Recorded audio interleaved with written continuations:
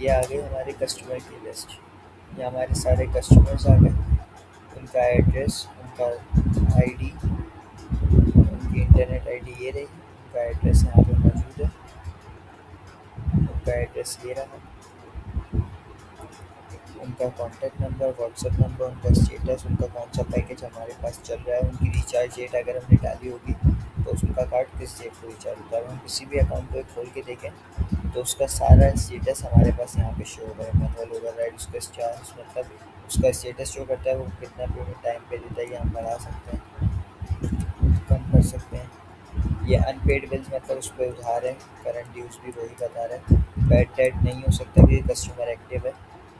उसके अलावा full name इसका हारिस है, mobile number, WhatsApp number, SCNIC, customer ID, area, address, internet connection है यानी केबल का पैकेज है, वो दोनों चीज़ें यहाँ पे आ जाती है। इंटरनेट प्रोवाइडर किसका है, इसको साइबर नेट का।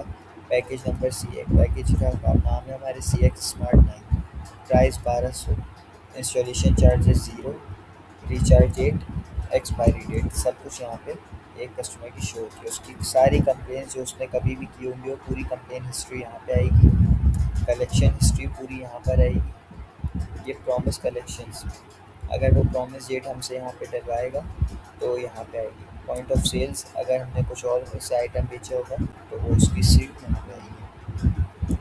उसके अलावा ये न्यू कस्टमर्स पे किसी भी नए कस्टमर को रजिस्टर करने का तरीका, जैसे इंटरनेट पर न्यू कस्टमर रजिस्टर कर रहे हैं, उसका नाम बहरूज है, उसकी आईडी तैयब 567 है, उसका मोबाइल नंबर मस्ट है, उसका व्हाट्सएप नंबर मस्ट है,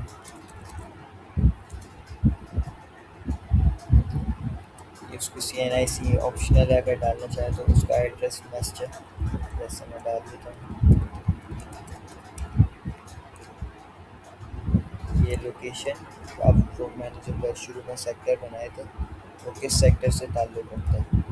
ये ग्रुप्स जो मैंने गलीज़ पहले बनाई थी वो किस गली से ताल्लुक़ रखता है। उसके बाद उसका शेड्यूल, इंस्टॉलेशन डेट ऑब्वियसली आज की होगी, कार्ड रिचार्ज ये भी आज ही होगा। इंटरनेट हम किस कंपनी का इसके घर पे लगा रहे हैं, हमने ड्रीम लगाया, ड्रीम का पैकेज हमने एक्सट्रीम प्लस प्लस रखा। इंटरनेट पैकेज पे डिस्काउंट इसको 100 रुपये दिया, इसकी एक्चुअल अमाउंट 1500 हो गई, इंस्टॉलेशन चार्ज इससे 6500 रुपये दिए, क्रिएट कस्टमर किया, यह हमारा कस्टमर बन गया।